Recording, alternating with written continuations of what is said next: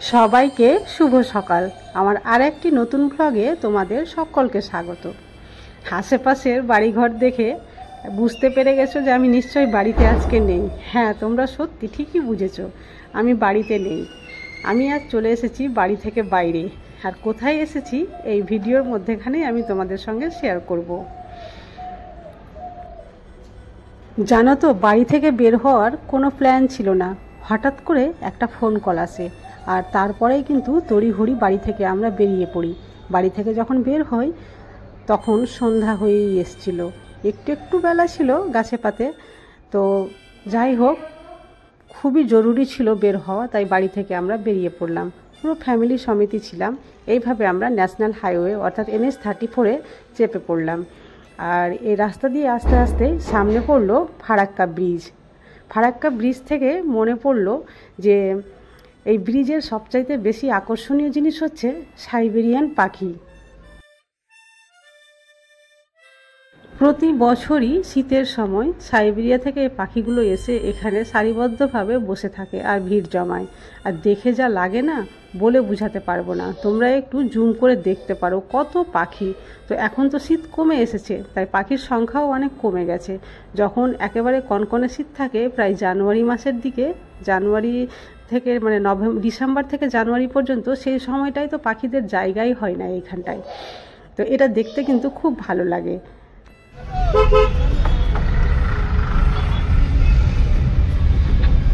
যেহেতু আমরা সন্ধ্যাবেলায় বেরিয়েছিলাম আর রাস্তাটাও প্রচুর জ্যাম ছিল, তো অনেকটাই সময় লেগে গেছিলো। আর তোমাদের বলে দিই, আমি যাচ্ছি বাবার বাড়ি, কারণ সন্ধ্যার সময় কিন্তু হঠাৎ করে মা কল করেছিল আর বলল যে এমার্জেন্সি আছে আয়। তো আমি নিজেও জানি না কেন ডেকে পাঠিয়েছিল। তো সেখানে গিয়েই তোমাদের সঙ্গে শেয়ার করব যে আমি কেন গিয়েছিলাম। আর দেখতে পাচ্ছ রাস্তাটা কত জ্যাম। তো সময়টা অনেকটাই লেগে গিয়েছিল বাবার বাড়ি পৌঁছাতে।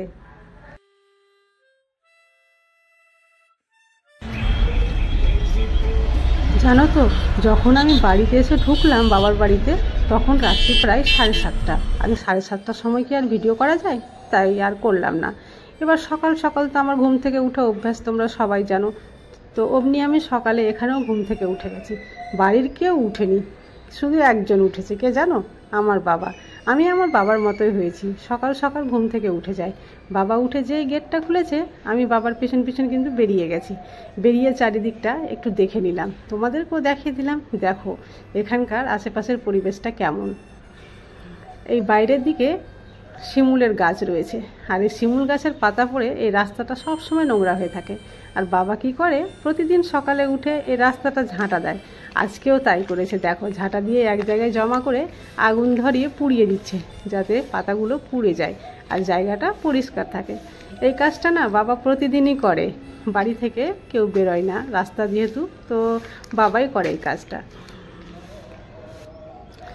আমাদের ওখানে খুব একটা ঠান্ডা বেশি ছিল না, তাই এখানে আসার সময় আমি ঠান্ডার জামা কাপড় অতটা নিয়ে আসিনি। কারণ ভাবলাম যে আমি 2 দিন থাকবো, ব্যাগ ভারী করেও তো কোনো লাভ নেই। অল্প স্বল্প ঠান্ডার মানে যেগুলো হালকা জামা ছিল সেগুলোই নিয়ে এসেছি। আর এখানে এসে দেখছি বাবারে বাবা, এত ঠান্ডা! আমি তো ভাবতেই পারিনি যে এখানে এত ঠান্ডা লাগবে। আর সেই ঠান্ডার জন্যই কিন্তু কেউ এখনও ঘুম থেকে উঠতে পারেনি, বাচ্চাগুলোও ঘুম থেকে ওঠেনি। তাই আমি ছাদে চলে আসলাম। আর দেখো কি সুন্দর দৃশ্য, শিমুল গাছের ফাঁক দিয়ে সূর্য মামা উঁকি মারছে। সূর্যের তেজ এখনও হয়নি, তাই সূর্যের দিকে আমি তাকাতে পারলাম। আর চারিদিকটা তোমাদের দেখাচ্ছি, কত সুন্দর লাগছে ছাদের উপরে চেপে। জানো তো, এটা আমার বাবার বাড়ি কিন্তু খুব পুরনো বাড়ি নয়। এটা প্রায় 12-13 বছর হলো তৈরি করা। আগে কিন্তু গ্রামের বাড়িতে থাকতো। গ্রামের বাড়ি এখান থেকে আরও 3 কিলোমিটার ভিতরে। তো সেই গ্রামের বাড়িও এখন যাব কিছুক্ষণ পরে, সেটাও তোমাদের সঙ্গে শেয়ার করব। তো এই ভিডিওতে আমি শেয়ার করব না, নেক্সট ভিডিওতে শেয়ার করব। এই যে দেখো, ছাদ থেকে দেখাচ্ছি একটা কুলের গাছ। এখানে একটা কুলের গাছ রয়েছে। এখন যেহেতু কুলের সিজন, পাকা কুলের, কিন্তু একটাও কুল দেখতে পাবে না তোমরা। এই গাছের কুল মানে কোনো সময় পাকতেই পাবে না, কাঁচা থেকে সব গ্রামের ছেলেরা খেয়ে শেষ করে দেয়। দেখো আকাশটা কত সুন্দর, একেবারে মেঘগুলো দেখো আকাশে ভাসছে, খেলা করছে নিজের মনের মতো। খুব সুন্দর দৃশ্য। এই ছাদে আসলে আমাকে অনেকক্ষণ সময় কাটাতে ভালো লাগে। এই যে দেখো এই জায়গাটা দেখছো, এটা দেখে কিন্তু আমার মন একেবারে জুড়িয়ে গেল। অনেক পুরনো স্মৃতি আমার মনে পড়ে যায়।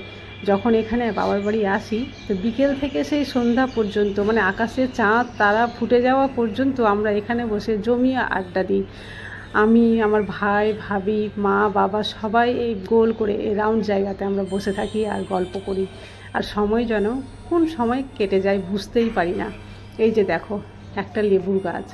এই ছোট্ট গাছে প্রচুর পরিমাণে লেবু হয় আর ফুলও হয়। দেখো, এর আগের বার একবার লেবু হয়নি, তো বাবাকে বলেছিলাম যে যখন ফুল হবে গাছের গোড়ায় প্রচণ্ড জল দেবে, তো ফুলগুলো আর ঝরবে না। তো সেই অনুযায়ী বাবা করেছিল আর কি। তো প্রচুর ফুল হয়েছে, আর এর আগের বারও প্রচুর লেবুও হয়েছিল। এই যে দেখো, দেখতে পেলে তোমরা কিছু হনুমান। কাল সন্ধ্যাবেলা আমার মানে বাবার বাড়ি থেকে এক ছড়ি কলা চুরি করেছিল হনুমান। ভ্যান্টিলেটর দিয়ে ঢুকে পড়েছিল সেই হনুমানের বাচ্চা, আর সবটা কলা খেয়ে শেষ করতে পারেনি।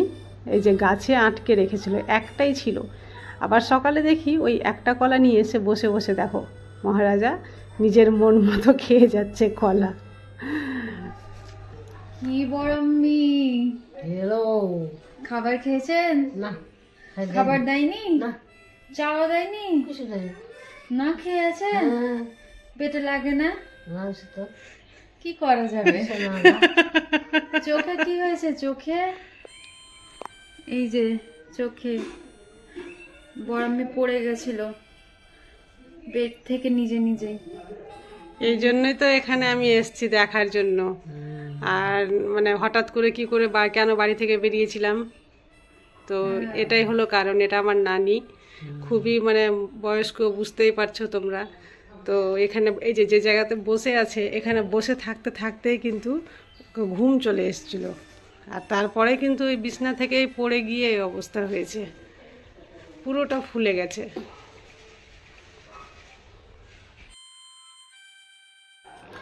মাকে দেখছি খুব সকাল সকাল উঠে এই যে পাটিসাপটা করতে শুরু করেছে।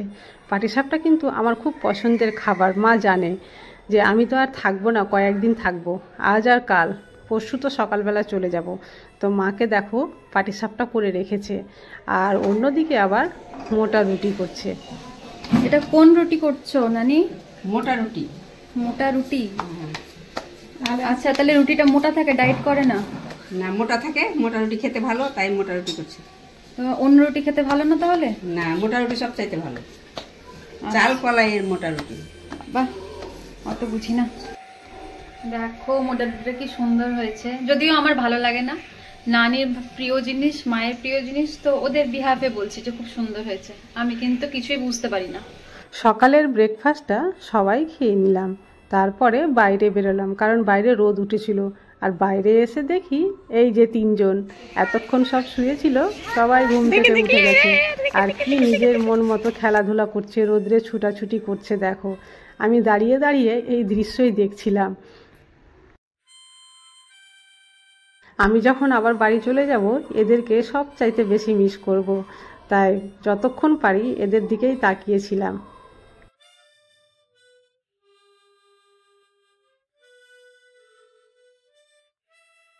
আজকের ভিডিও তোমাদের কেমন লাগলো আমাকে কমেন্টে এসে অবশ্যই জানাও। আর এই ধরনের ভিডিও পেতে হলে চ্যানেলটি সাবস্ক্রাইব করে পাশে থেকো, আর একটা লাইক দিতে যেন ভুলো না। দেখা হবে নেক্সট ব্লগে। ততক্ষণ পর্যন্ত তোমরা সবাই ভালো থাকো।